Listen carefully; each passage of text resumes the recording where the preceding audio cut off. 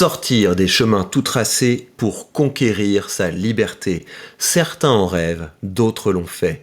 Il est temps de leur rendre hommage pour que ça puisse vous inspirer. Cette semaine, on découvre l'aventure de Charlotte. Eh bien, bonjour Charlotte.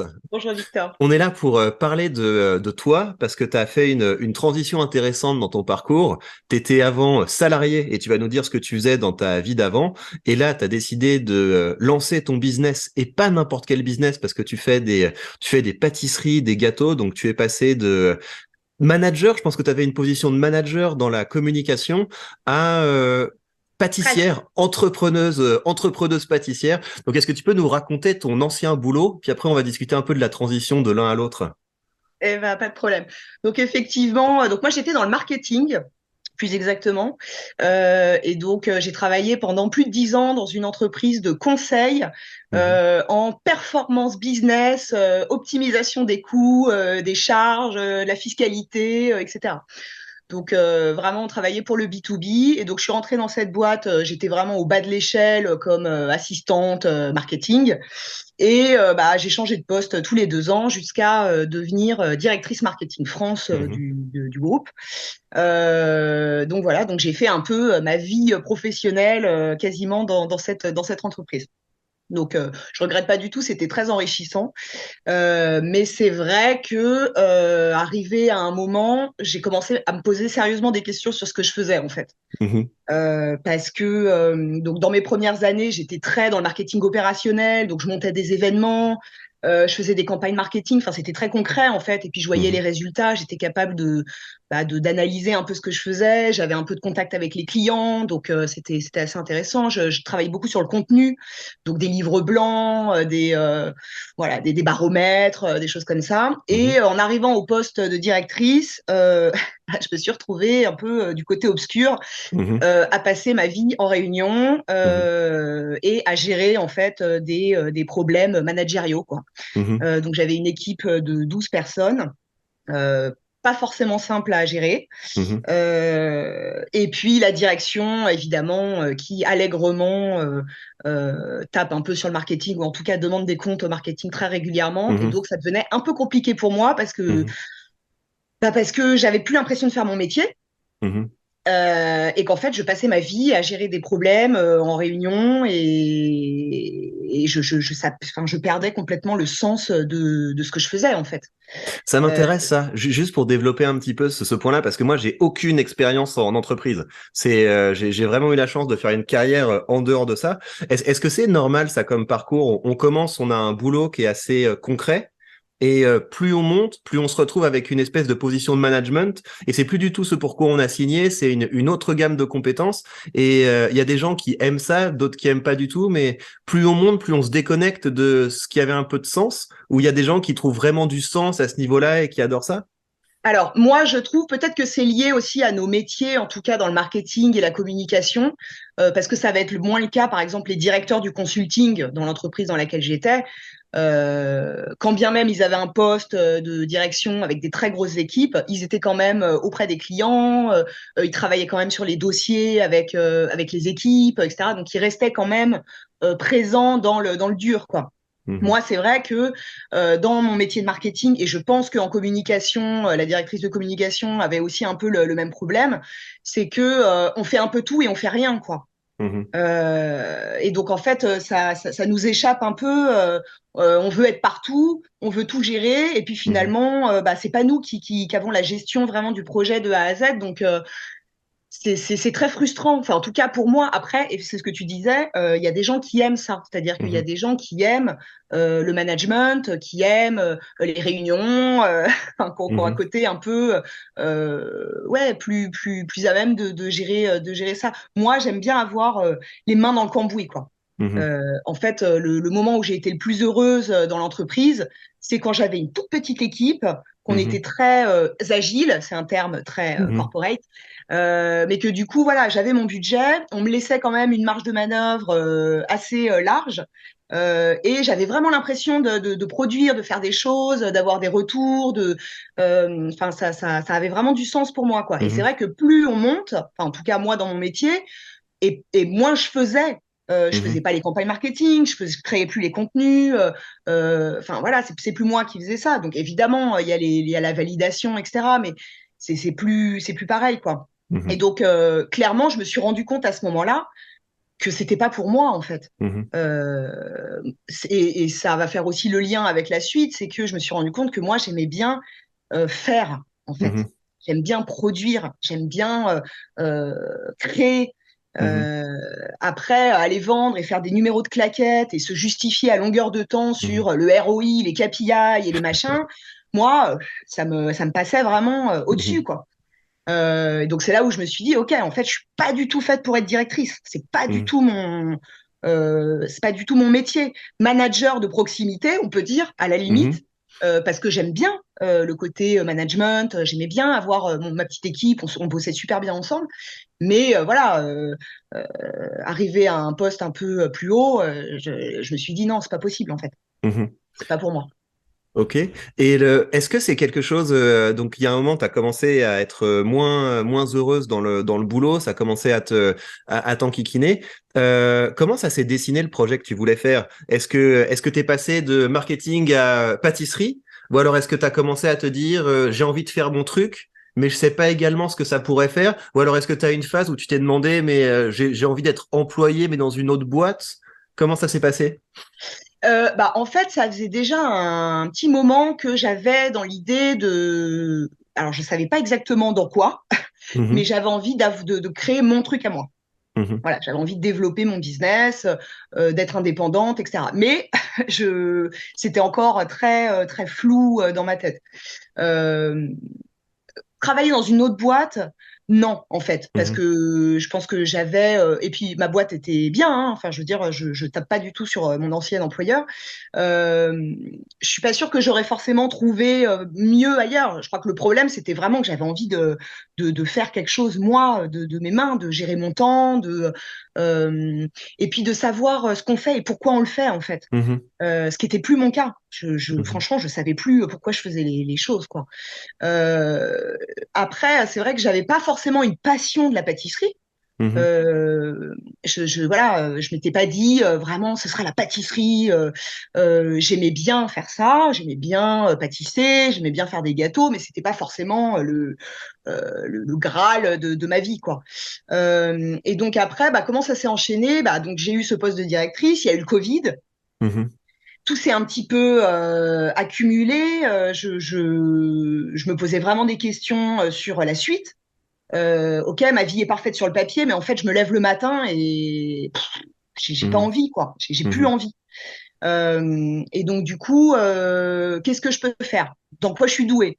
Mhm. Comment je vais pouvoir exploiter mes compétences? Et puis d'ailleurs, c'est quoi mes compétences? Mhm. Donc du coup, il y a eu tout un travail effectivement de réflexion. Bon, je savais que j'allais pas ouvrir un garage de voiture, quoi. Enfin, Mhm. clairement, je savais que ça me plaisait de faire des petits gâteaux, etc. De là à en faire mon métier, j'avais pas forcément passé le cap. Et puis après, bah, ça s'est un peu enchaîné. En fait, j'ai eu l'opportunité de faire une rupture conventionnelle Mhm. parce que j'en pouvais plus et que du coup avec les ressources humaines, voilà, on a commencé à discuter et du coup c'était une possibilité. Et donc je me suis dit ok, c'est le moment ou jamais de me lancer. Et donc ce projet de pâtisserie. Donc moi j'ai une biscuiterie en fait. Mhm. Donc c'est pas de la pâtisserie, Mhm. c'est une biscuiterie et ça s'est venu en fait, depuis que je suis petite, tous les ans à Noël, je Mhm. fais des gâteaux par millions. En fait, c'est une tradition. Mon beau-père était alsacien et donc on avait l'habitude de faire des millions de petits biscuits à Noël. Et c'était des moments super forts, quoi. Vraiment, j'ai Mhm. gardé un truc très positif, enfin, ça me rendait vraiment heureuse. Et du coup, je me suis dit, bah, pourquoi pas, puisque comme je faisais beaucoup de gâteaux, j'en donnais, j'en offrais aux collègues, à la famille, etc. Et puis tout le monde me disait, mais c'est super bon, Mhm. pourquoi tu les vends pas? Et puis bah Mhm. voilà, petit à petit, la graine a dû germer dans ma tête. Et donc, arrivé à ce moment-là de Covid, le poste de directrice voilà, qui me rendait pas heureuse, et cette opportunité, je me suis dit, ok, et bah Mhm. puisque j'aime bien faire ça et qu'a priori les gens aiment ça, euh, eh ben, je vais me lancer là-dedans. Et du coup, j'ai décidé d'aller plus loin et Mhm, effectivement de passer mon CAP de pâtisserie. mhm. Pour légitimer un peu voilà mon travail et puis surtout développer mes compétences et puis mes connaissances quoi. Mhm. On Donc va y voilà. arriver. Il y a un truc que je trouve important, c'est, tu sais, dans la phase de transition, qu'est-ce qui faisait peur? Tu sais, est-ce qu'il y avait par exemple des choses du type ce que diraient les autres? Attends, t'es directrice et tu veux aller faire des gâteaux? Ou est-ce qu'il y avait des choses comme ça qui étaient difficiles? Ou alors tu freines devant l'obstacle? Ou est-ce que le regard des autres a joué quelque chose d'important? Ou alors tu t'en fichais et quelles ressources t'as trouvé pour te dire mais non, mais je vais le faire et ça va marcher? Alors tu as raison effectivement, il y a le regard des autres. Bah, je pense tout de suite à ma mère hein, clairement euh, qui a pas du tout compris. Qui a pas Mhm, du tout compris et qui me dit mais attends je comprends pas, t'as un super poste, t'es extrêmement bien payé, t'es reconnu dans ta boîte, vous venez d'acheter un appartement, enfin voilà, mhm, c'était pour elle c'était complètement irrationnel mhm, de se lancer là dans un projet de ce type quoi. mhm, Donc oui forcément il y a un peu d'appréhension et c'est dur mhm, d'entendre des gens te dire enfin, pas se foutre de toi, parce qu'il y a quand même un peu de bienveillance, mais il y a quand même un peu de, bon, elle va faire des petits gâteaux, ouais, bon, ouais. elle va faire ça 3 mois, et puis, C'est ça, c'est un hobby, c'est ça va pas marcher, c'est un ouais, hobby, ouais. C'est oui, une lubie, des choses comme clairement, ça. ouais, c'est ça. Clairement, il y a un petit peu de ça, et donc ça, c'est vrai que c'est dur, et puis bah, pas de convaincre, mais en tout cas de se convaincre que c'est pas du tout le cas, en fait. Parce qu'à force d'entendre ça, on peut se dire peut-être que je suis en train de faire une énorme connerie, quoi. Mhm, Euh, Après, j'ai eu de la chance. J'ai un mari qui est très présent et qui est qui m'épaule beaucoup. mhm, Et ça, je crois que c'est pour moi un facteur déterminant. mhm, Enfin, je veux dire, s'il n'avait pas été là, mhm, jamais je me serais lancée. mhm, Pour plusieurs raisons, parce que déjà, il travaille et qu'on a la possibilité justement que moi je puisse faire ce projet, ce qui n'est pas le cas de tout le monde, hein. mhm, Donc ça, c'était quand même une opportunité. Et puis, il est très positif, quoi. Enfin, il m'a beaucoup poussé, il m'aide beaucoup, vraiment, mhm, il me pousse beaucoup. Donc ça, c'est vraiment important. Et je pense que tous les entrepreneurs, s'ils ont cette chance-là, mhm, ça booste forcément le moral et les capacités de, voilà, mhm. d'aller plus vite et de se développer. Enfin, ça, c'est sûr. Donc il y avait à la fois un moteur interne où où t'arrivais à te motiver en te disant en fait ça peut marcher, mais c'est aussi important qu'il y ait quand même dans l'entourage des gens qui soutiennent le projet parce que si s'il y a que des gens qui doutent et qui pensent Ouais, que c'est pas c'est très sérieux, dur. ça devient plus difficile. Ça c'est un problème que beaucoup de gens hein, c'est surtout tu sais Ouais. dans les métiers comme le mien où tu sais entrepreneur sur le web, c'est un petit peu bizarre et le problème c'est que tu risques même pas dans ton entourage d'avoir des gens qui peuvent t'épauler. Et donc, c'est là que c'est important de se créer un peu une communauté virtuelle parce que c'est possible aussi de faire ça. Si on trouve pas les gens dans notre entourage direct, on peut aussi trouver des gens qui nous motivent et qui nous épaulent, bah ouais, sur Internet, rejoindre des communautés, des groupes Facebook, des groupes Telegram, etc., de gens qui sont un petit peu dans le même état d'esprit, mais c'est mieux qu'il y ait quand même dans le réseau direct des gens qui soutiennent le truc. Ça aide, c'est sûr, ouais. Et donc, là où t'as eu vraiment du courage, c'est que t'es retourné sur les bancs de l'école, t'as fait le CAP. Dans quel état t'étais? Est-ce que c'était, je suis super motivé, je suis super contente d'apprendre de nouvelles compétences, ou est-ce que t'avais l'impression que c'était une rétrogradation parce que j'imaginais que les gens avaient pas le même parcours que toi. Il y avait quand même beaucoup de gens qui sortaient juste peut-être du lycée pour arriver là. Ou comment tu gérais ça? Alors, moi, j'ai fait une formation à distance, donc j'ai pas forcément été confrontée à des jeunes apprentis qui peut-être effectivement ça m'aurait fait un choc de me dire waouh, Mhm. qu'est-ce que Mhm. je fais là? Pourquoi j'ai fait ça? Donc du coup, moi, je l'ai fait à distance. Écoute, franchement, je l'ai vraiment vécu comme un truc super positif. Mhm. Parce que bah, déjà la formation que j'ai prise était top parce qu'ils étaient là mais voilà comme c'était à distance je gérais mon temps je faisais un peu comme je voulais etc. Alors après je pense que tout le monde ne peut pas le faire parce qu'il faut quand même être un peu faut arriver à s'autodiscipliner faut arriver à se motiver tout seul ce qui est pas simple. Alors moi voilà j'ai fait 5 ans de fac donc le Mhm. côté se débrouiller tout seul et Mhm. se motiver tout seul je connaissais déjà un petit peu donc Donc moi, ça m'a pas du tout posé problème. Et au contraire, j'étais vraiment ravie d'apprendre de nouvelles choses, de découvrir. Et puis c'est vrai que la pâtisserie, je connaissais pas très bien en vrai. Mhm. Enfin, je veux dire, à part faire des fondants au chocolat et des cakes à la banane, Mhm. j'étais quand même un peu limitée. Et du coup, voilà, j'ai vraiment pris ça comme ouais, un nouveau challenge, une nouvelle étape de ma vie. Voilà. Après, peut-être que le plus dur, ça a été les stages. Parce Mhm. que du coup, j'ai dû faire 4 mois de stage en entreprise. Donc, j'ai fait 2 mois de stage chez Auchan Pâtisserie. Mhm. Et honnêtement, c'est quand même pas simple, hein. Enfin, je Mhm. commençais à 4 heures du matin. Il faisait 10 à 11 degrés dans le labo. Bon, et puis les gens, l'équipe, c'était pas simple non plus, hein. Donc, c'est vrai que là, on se dit, mais en plus, on n'est pas payé. On se Mhm. dit, mais qu'est-ce que je fais là, quoi? Mais pourquoi j'ai fait ça? Qu'est-ce qui te Euh, motivait? et, T'avais une vision de ce à quoi ça ressemblerait après, ou ou t'étais en bah, mode en fait, soldat, faut que je passe le diplôme ou. ouais, c'est ça. En fait, ce qui m'a vraiment motivée, c'était de me dire, OK, en fait, tu fais ça vraiment pour valider des acquis et avoir ton diplôme pour pouvoir faire après toi ce que tu veux. Mhm. Voilà. Et après, je savais que je me lèverais pas à 4 heures du matin pour faire voilà, des crèmes pâtissières et c'était pas forcément ça mon but, Mhm. quoi. Donc du coup, non, je l'ai vraiment pris comme ouais, une nouvelle compétence à ajouter à mon arc, quoi. Mhm. Et après, j'ai fait 2 mois donc chez un pâtissier artisanal. Mhm. Donc là, c'était extrêmement intéressant. J'ai appris beaucoup, mais par contre, c'était dur, quoi. Enfin, je veux dire, mon chef pâtissier, il me parlait comme si j'avais 14 ans.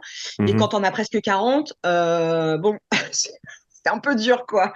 Donc, faut beaucoup d'humilité, Mhm. faut prendre sur soi, et c'est pas toujours simple quand tu as ton expérience, ton vécu, tes problèmes de la vie, etc. Et c'est vrai que quand on te balance que tu es un boulet ou Mhm. que tu n'auras jamais ton CAP, ou c'est un peu violent, quoi. Ouais. Donc, mais bon, j'ai quand même vraiment, j'ai toujours pris ces expériences en me disant, prends tout ce que tu as à apprendre. Mhm. Voilà, tout ce que tu peux, t'emmagasines. Par exemple, chez Auchan, clairement, j'ai pas forcément appris à faire des pâtisseries de fou, mais par contre, j'ai appris l'hygiène, la sécurité, comment on gère les stocks, comment on Mhm. gère la traçabilité des ingrédients, des matières premières. Enfin, voilà, comment on gère le packaging, etc. Tout ça, c'était quand même extrêmement intéressant. Chez le pâtissier artisanal, bah, j'ai appris vraiment de la pâtisserie pure. Des trucs que j'avais jamais fait, quoi. Enfin, je veux dire, des fraisiers, des trucs comme ça à faire à la chaîne que je savais pas faire, des pièces montées, enfin, des trucs un peu plus complexes et élaborés. Donc j'ai vraiment, dans chaque expérience, j'ai tiré tout le positif, tout ce qui était bénéfique pour moi. Et puis le reste, je me suis dit, OK, c'est bon, c'est que 4 mois, Mhm. ça va passer vite, et ça ira après, et voilà, ce sera bon. Donc globalement, pour moi, ça a été une super expérience. Et puis quelle fierté de Mhm. recevoir son diplôme en se disant, bah voilà, en fait, tout est possible dans la vie, en Mhm. vrai. Quand C'est tu chouette. veux, que tu te motives et que tu as vraiment envie de faire les choses, tout est possible. Mhm. Et donc voilà, donc c'est très positif. Et voilà, une fois mon diplôme en poche, je savais que je pouvais me lancer vraiment dans mon activité, quoi. Mhm. Et donc là, tu as ton activité. Est-ce que ça ressemble à ce que tu avais dans la tête? Comment ça se passe? Est-ce que c'était ce dont tu rêvais, la manière dont tu organises tes journées? Est-ce que c'est aussi agréable que tu l'espérais? Comment ça se passe? Alors, c'est une bonne question. Euh, je savais pas trop comment ça allait se mettre en place, en vrai. Parce qu'on fait des business plans, voilà, on imagine des choses, mais après, ça se passe jamais vraiment comme on l'a anticipé, quoi. Mhm. Euh, Ce qui est sûr, c'est que j'avais été très prudente dans mes prévisions, etc. En me disant que ça allait mettre du temps à démarrer, que ça allait être compliqué, etc. Et en fait, c'est pas le cas. Mhm. Je vois que finalement, le début prend très bien. Alors après, voilà, il y a aussi quand j'ai fait mon étude de marché que j'ai regardé un peu parce qu'on se lance pas comme ça, juste je vais faire des petits gâteaux, Mhm. voilà, et hop, je vais les vendre. Non, j'ai quand même regardé un peu et dans Qu'est-ce que ça veut dire que tu as fait une étude de marché? Parce qu'en fait, c'était ton métier à la base. Tu as appliqué ouais, des compétences que tu avais. absolument, Ça ressemblait à absolument. quoi? Eh ben, on regarde déjà, on fait des études de la concurrence. On regarde un peu, voilà, ce qui existe dans les alentours. Alors moi, je suis dans le Val d'Oise, donc je regardais en Île-de-France un peu en termes de biscuiterie, ce qu'il y avait, etc. Et je voyais qu'il y en avait un peu à Paris, qu'il y en a beaucoup en Bretagne, en Normandie, dans le sud, etc. Mais là où j'étais, il y en avait très peu finalement. Et ceux qui avaient faisaient pas forcément le type de produit que moi j'avais envie de faire. Donc déjà, ça, c'était voilà, un premier élément qui me permettait de me dire que, OK, il y a de la place, en tout cas, pour mon produit et pour ce que j'ai envie de faire. Après, c'est aussi regarder, OK, c'est quoi mon potentiel, c'est quoi ma cible, où je vais pouvoir aller, comment je vais pouvoir développer après mon business, etc. Donc, on se pose beaucoup de questions. Regarde, par exemple, aujourd'hui, je fonctionne, mais c'était mon objectif, comme une entreprise très locale. Je suis Mhm. presque comme une boulangerie artisanale de quartier, Mhm. quoi. Mhm. Même si j'ai pas de boutique, puisque j'ai aménagé un laboratoire chez moi, donc je fais les marchés, mais je fonctionne très très localement. Mhm. Et du coup, après, je verrai comment je développe. Mais en tout cas, quand j'ai fait mes études de marché, etc., j'ai vraiment regardé si j'avais de la place, moi, pour mon business, quoi. Et tu sais, dans la manière dont tu défini ta gamme de produits, donc à la base, tu avais une idée de j'ai envie de faire tel ou tel gâteau, etc. J'imagine que là, tu as une gamme qui s'est affinée. Comment ça se passe? Est-ce que tu dois faire des compromis entre c'est ça que j'ai envie de faire, mais c'est ça qui marche? Et du coup, je vais vers ce qui marche? Ou alors, est-ce que dans ta gamme de produits, tu as des trucs, tu les fais parce que c'est ton kiff, parce que tu trouves ça bien, même si ça marche, même si ça marche moins bien? Comment t'as organisé ta gamme? Bah, t'as raison. Typiquement, je fais des cookies, par exemple. Et au début, dans ma gamme, c'était pas forcément un produit que je pensais développer plus que ça. Sauf que je me Mhm. suis rendu compte qu'il y avait une demande Mhm. extrêmement importante. Et donc, dans ce cas-là, bah, il faut effectivement ajuster ce qu'on produit. Donc, je vais pas faire des langues de chat s'il y a que deux mamies qui m'en achètent, Mhm. alors que on me demande des cookies très régulièrement. Donc, effectivement, ce que j'avais imaginé comme gamme au départ, c'est Mhm. pas du tout, ça Mhm. correspond pas du tout finalement à ce que je fais aujourd'hui. Mais j'ai gardé un peu les deux, c'est-à-dire que je fais des trucs, je sais que ça plaît, donc on est Mhm. sur vraiment du produit, je sais, coup de cœur pour les gens. Typiquement, les cookies, c'en est un, mais le brownie aussi, enfin voilà, des choses comme ça. Où c'était pas du tout des produits que moi j'étais forcément partie pour faire. Mais voilà, je continue à faire par exemple des tuiles aux amandes, des choses Mhm. comme ça, sur lesquelles j'ai moins de public, on va dire, qui sont moins rentables pour moi, et pourtant je continue à les faire, ce qui pourrait être un peu bizarre, mais euh, j'ai vraiment envie d'avoir une gamme assez large en fait, avec des produits un peu tout venant qui sont rentables pour moi, sur lesquels je fais mon business, hein, clairement. Et à côté, j'ai quelques produits. Par exemple, je fais des biscuits nappés de chocolat. Mhm. C'est des biscuits des animaux, en fait, comme ceux qu'on mangeait quand on était petit, Mhm. que j'ai retravaillé avec une farine de sarrasin, etc. C'est un peu complexe à faire. Donc, c'est très long. C'est pas du tout rentable pour moi Mhm. parce que c'est très compliqué à faire. C'est très long. Je les vends pas super cher. Mhm. Mais c'est mon kiff en fait, Mhm. j'adore, je les trouve trop beaux, c'est Mhm. super bon, et j'ai quand même un peu de demande dessus, mais c'est pas du tout un produit Mhm. qui est intéressant pour moi en termes de business pur quoi. Mhm. Mais voilà, je pense que c'est important de pas faire que des trucs pour faire de l'argent. Enfin, je veux dire, c'est pas ça Ouais. mon but. C'est vraiment de proposer des produits un peu différents, Mhm. et puis surtout des bons produits, quoi, des trucs que qu'on trouve pas forcément ailleurs. Euh, Mhm. donc, euh, donc oui, je pense qu'il faut garder effectivement une gamme de produits. Voilà, enfin, je vais pas te mentir, des cookies, c'est pas passionnant à faire, hein, Mhm. franchement. C'est très répétitif, c'est pas voilà, c'est pas très excitant en soi, Mhm. mais ça marche très bien. Alors que des produits un peu plus confidentiels, comme mes petits biscuits au sarrasin ou les tuiles aux amandes, ben moi j'aime bien parce que c'est un peu plus compliqué à faire, que Mhm. voilà, il y a plus d'étapes, que c'est Mhm. voilà, mais c'est moins intéressant en termes business. Mais je pense que Mais, c'est important d'allier les mais deux. oui, mais en fait, c'est même en termes business, c'est important parce que, enfin, celui qui a vendu des cookies est moins riche que celui qui a inventé le cookie.